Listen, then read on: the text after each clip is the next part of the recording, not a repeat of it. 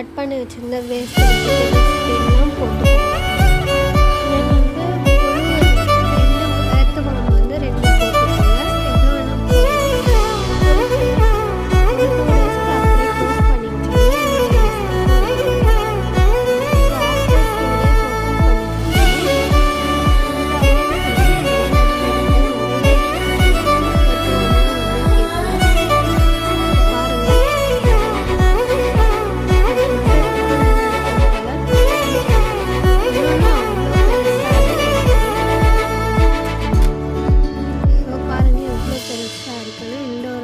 செம்ம குட்டாக இருக்கும்.